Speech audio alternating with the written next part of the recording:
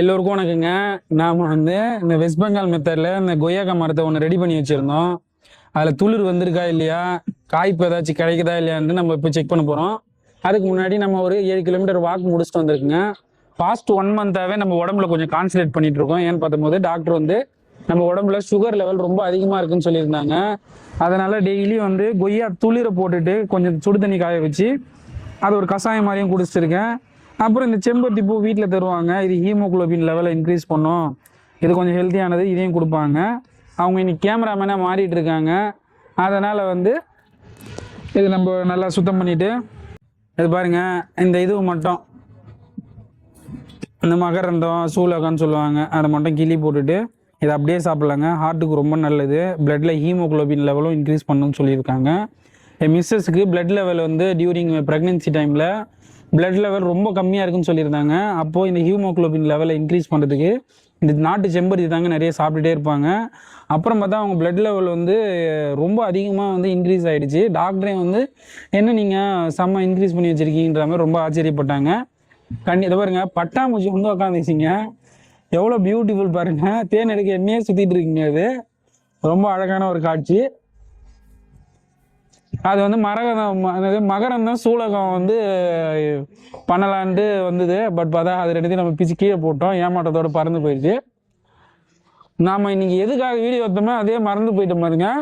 நம்ம அந்த வெஸ்ட் பெங்கால் மெத்தடில் பண்ண அந்த செடி எப்படி ஆகுதுன்னு போய் பார்க்கலாங்க, வாங்க.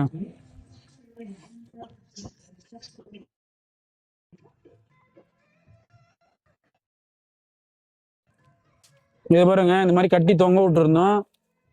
துளிர் பாருங்க, இளம் துளிர்லாம் எப்படி சூப்பராக வந்திருக்கு பாருங்க. இதில் சரியா தெரியல. இது பாருங்க, இதில் பாருங்க வெறும் பட்டாம்பூச்சிங்கெல்லாம் சுற்றுதுங்க. நம்ம கொய்யாக்கா மரத்தை சுற்றி சூப்பராக நல்லா தொழுத்து வந்துருங்க. காய் ஏதாச்சும் விட்டுருக்கான்னு போய் பார்க்க போகிறேங்க. இது பாருங்க, இதையும் அந்த மாதிரி கட்டி வச்சிருந்தோம். இதையும் நல்லா கிள்ளி போட்டு வச்சிருந்தோம். புது இலெல்லாம் சூப்பராக வந்திருக்கு. இது பாதி பேர் இதை பாதி பேர் ஆட்டாக்காங்க. இந்த பாதி பேர் என்ன சொல்லியிருந்தாங்க, இது கண்டிப்பாக ஃபெயிலியர் ஆகும், இது நிறைய ஈல்டு கிடைக்காதுன்னா. ஆனால் நிறைய பேர் இம்ப்ளிமெண்ட் பண்ணவங்க என்ன சொல்லியிருக்காங்கன்னா, இது நல்லா இருக்குன்ற மாதிரி கமெண்ட் செக்ஷன் நிறைய பேர் சொல்லியிருந்தாங்க. இது பாருங்க, 2 காய் புதுசாக வந்துருக்குங்க.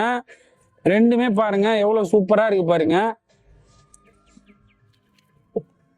இதை பாருங்க, இதுல இருந்து வந்திருக்குங்க. இந்த கிளையில இருந்து சூப்பராக துளிர்லாம் விட்டுட்டு இதை பாருங்க, 2 பழங்க ரொம்ப ஃப்ரெஷ்ஷாக இருக்குங்க.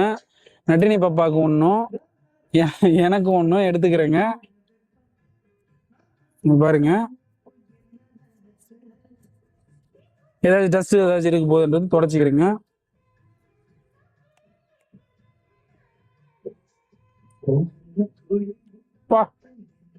செம்ம டேஸ்ட்டுங்க. இது சிகப்பு ரக கொய்யாங்க. இன்னும் கொஞ்சம் பழுத்துனா இன்னும் ரெட்டிஷாக இருக்கும். ஒரு டயபெட்டிஸ் பேஷண்ட்டு ஒரு 2 பழத்தை முக்கியமாக சாப்பிடலான்னு சொல்லுவாங்க. அதில் ஒரு பழம் கொய்யா பழம், இன்னொன்று ஆப்பிள், நாவல் பழமும் சாப்பிடலான்னு சொல்லுவாங்க. நான் கொய்யாவை இந்த வாட்டி நிறைய ஈல்டு எடுத்து சாப்பிடணும்னு சொல்கிறதுனால புது டெக்னிக் தேடும் போது தான் இந்த வெஸ்ட் பெங்கால் டெக்னிக் எனக்கு கிடச்சிது. இது கண்டிப்பாக நிறைய புது துளிர்லாம் பாருங்கள். இதில் பாருங்க, இதில் இந்த கிளையில சூப்பராக தெரியுது பாருங்க, எல்லாமே இளந்துளிருங்க.